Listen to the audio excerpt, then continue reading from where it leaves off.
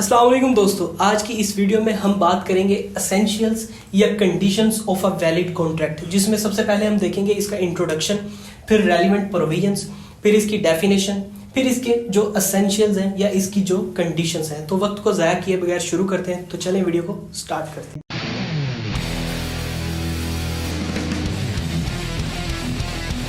सबसे पहले हम बात करते हैं इसके इंट्रोडक्शन की। अगर इंट्रोडक्शन की बात करें तो सबसे पहले जो कॉन्ट्रैक्ट होता है वो क्या होता है? Exchange of promises. दो या दो से ज्यादा पार्टीज उसमें मौजूद होती हैं और एक्सचेंज ऑफ प्रोमिसेस होता है और एक ऑब्लिगेशन, एक ड्यूटी इंपोज हो जाती है उन पे कि फला काम आपने करना है और फला काम से आपने रिफ्रेन करना है, नहीं करना, रुक जाना है। और इसे एनफोर्स करवाता है लॉ। जब इसे लॉ एनफोर्स करवाता है और ये सारे एलिमेंट्स मौजूद होते हैं तो फिर बनता है एक कॉन्ट्रैक्ट। इसका मतलब ये होता है कि अगर कोई एग्रीमेंट को लॉ एनफोर्स करवाए, उस पे अमल दरामद करवाए, तो फिर वो कॉन्ट्रैक्ट बन जाता है। अब यहाँ पे बात आती है कि एग्रीमेंट क्या होता है। एक एग्रीमेंट होता है मीटिंग ऑफ माइंड्स। जब किसी एक बात पे दो या दो से ज्यादा माइंड्स मुत्तहिद हो जाते हैं और उसमें जो कुछ कंडीशंस होती हैं, जो सर्कमस्टांसेस होते हैं, उन्हें एक्सेप्ट कर लिया जाता है तो एक एग्रीमेंट बन जाता है। जब एक एग्रीमेंट बनता है तो उसे अगर लॉ एनफोर्स करवाए तो फिर वो एक कॉन्ट्रैक्ट बन जाता है। अगला पॉइंट हमारे पास आता है इसके रेलिवेंट प्रोविजंस। कौन कौन से सेक्शन इससे डील करते हैं? सेक्शन 2H एंड सेक्शन 10, ये दोनों इससे डील करते हैं, जो कि मुकम्मल तफसील बताते हैं कि एक कॉन्ट्रैक्ट क्या होता है। अगला पॉइंट हमारे पास आता है इसकी डेफिनेशन की बात करें तो एक ज्यूरिस्ट है पॉल लॉक, वो कहता है कि कोई भी एग्रीमेंट हो या कोई भी प्रॉमिस हो, उसे जब लॉ एनफोर्स करवाए तो फिर वो एक कॉन्ट्रैक्ट बन जाता है। मिसाल के तौर पर ए की एक कार है और वो उसे सेल करना चाहता है बी को, और वो 5 लाख की उसे सेल करना चाहता है और लॉ इसे एनफोर्स करवा देता है, तो फिर ये एक कॉन्ट्रैक्ट हो जाएगा, एक वैलिड कॉन्ट्रैक्ट। अब कुछ कॉन्ट्रैक्ट्स वैलिड होते हैं और कुछ इनवैलिड, जो कि वॉइड और वॉइडेबल में आते हैं। वो हम कल की वीडियो में उनकी बात करेंगे। अगर सेक्शन 2H की बात करें तो इसमें वो कहता है कि जो ऑल एग्रीमेंट्स होते हैं वो कॉन्ट्रैक्ट नहीं होते, जबकि जो ऑल कॉन्ट्रैक्ट्स होते हैं वो एग्रीमेंट होते हैं। अब ऐसा क्यों कह रहा है? क्योंकि जो एग्रीमेंट्स होते हैं अगर वो फुलफिल करें सेक्शन 10 को, सेक्शन 10 में कंडीशंस दी गई हैं जो कि एसेंशियल्स हैं, ये वाले सारे एसेंशियल्स हैं। अगर इनको एक कॉन्ट्रैक्ट जो है वो फुलफिल करता है, एक एग्रीमेंट जो है वो फुलफिल करता है, तो फिर वो एक कॉन्ट्रैक्ट बनता है। अब हम चलते हैं इसके एसेंशियल्स की तरफ, जिसमें नंबर 1 पे वो बात करता है ऑफर एंड एक्सेप्टेंस।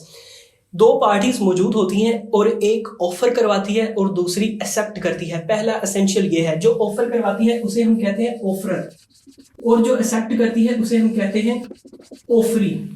जो ऑफरी होती है वो एक्सेप्ट करती है। जो पार्टी ऑफर करवाएगी और जो लेने वाली पार्टी है, ये दोनों मौजूद होंगी, तो पहला इसका एसेंशियल फुलफिल होगा। अगला एसेंशियल हमारे पास आता है कंसेंसस एड इडम। इसका मतलब क्या है? Meeting of minds.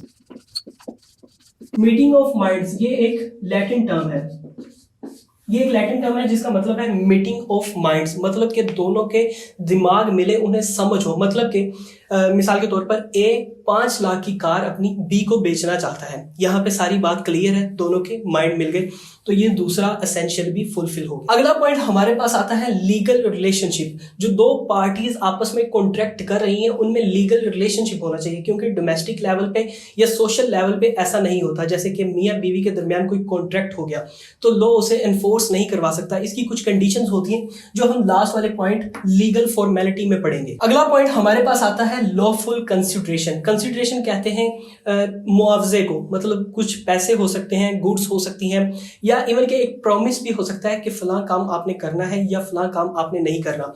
और इसमें सेक्शन 23 कहता है, जो सेक्शन 23 है वो इस पे कहता है कि जो कंसिडरेशन है वो लॉफुल होनी चाहिए, वो इलीगल कोई चीज नहीं होनी चाहिए। जैसे कि अल्कोहल हो सकती है, चरस हो सकती है, गांजा हो सकता है, इस तरह का कोई भी चीज नहीं होनी चाहिए। लॉफुल कंसिडरेशन होगी तो फिर ही एक कॉन्ट्रैक्ट बनेगा। अगला पॉइंट हमारे पास आता है कैपेसिटी ऑफ पार्टीज। जो पार्टीज हैं वो कंपिटेंट होनी चाहिए। मिसाल के तौर पे जो सेक्शन 11 है वो कहता है कि माइनर नहीं होना चाहिए, लीगल एज होनी चाहिए पूरी। उसके बाद उस पर प्रेशर नहीं होना होना चाहिए। और तीसरी कंडीशन वो कहता है जिनके दरमियान कॉन्ट्रैक्ट किया जा रहा है वो दोनों साउंड माइंडेड होने चाहिए। अगला पॉइंट हमारे पास आता है फ्री कंसेंट। कंसेंट कहते हैं रजामंदी, मतलब फ्री कंसेंट होनी चाहिए, उनकी पूरी तरह से रजामंदी होनी चाहिए, उन पे प्रेशर नहीं हो, किसी तरह की फोर्स ना हो, किसी तरह का उन्हें फियर ना हो, कोई खौफजदा करके उनसे कोई कॉन्ट्रैक्ट ना लिखवाए।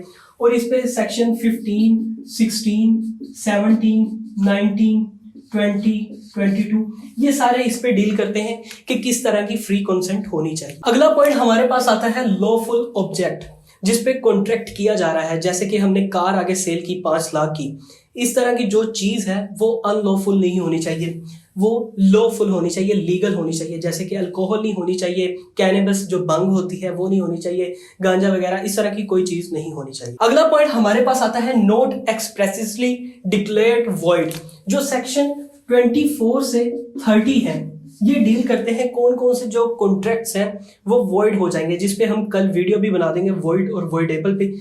तो इनमें से अगर कोई भी सेक्शन इंप्लीमेंट हो जाता है तो फिर जो भी कॉन्ट्रैक्ट होगा वो वॉइड हो जाएगा। अगला पॉइंट हमारे पास आता है सर्टेनिटी ऑफ टर्म, मतलब जो एक कॉन्ट्रैक्ट को टाइम रिक्वायर्ड है वो क्लियर होना चाहिए। मतलब इतना टाइम है, 2 मंथ का टाइम है, तो वो सब कुछ क्लियर होना चाहिए, ऐसे गोलमोल बात करके नहीं होना चाहिए, फिर वो वैलिड कॉन्ट्रैक्ट नहीं रहेगा। अगला पॉइंट हमारे पास आता है पॉसिबिलिटी ऑफ परफॉर्मेंस, जिसपे आप कोई कॉन्ट्रैक्ट बनाएं वो कॉन्ट्रैक्ट फिजिकली पॉसिबल हो। ये ना हो कि आप कहीं के अब तारे आसमान से तोड़ लाओ, या आप किसी सिंगर के साथ कोई ऐसा कॉन्ट्रैक्ट कर लें कि आप कॉन्सर्ट पे गाना गाएंगे लेकिन वो किसी बीमारी की वजह से 2-4 साल पहले ही अपनी आवाज खो चुका हो, तो ऐसा कोई भी कॉन्ट्रैक्ट वैलिड नहीं होगा। और लास्ट पे हमारे पास आता है लीगल फॉर्मेलिटीज। जैसे कि मैंने आपको लीगल रिलेशनशिप में बताया था, कुछ फॉर्मेलिटीज भी होती हैं, जैसे कि सबसे पहले वो रिटन फॉर्म में मौजूद हो, उसके बाद जो विटनेसेस हैं उनके सिग्नेचर वहां पे मौजूद हो, और तीसरे नंबर पे उसकी रजिस्ट्रेशन भी हो। रजिस्ट्रेशन का जो तरीका है वो रजिस्ट्रेशन एक्ट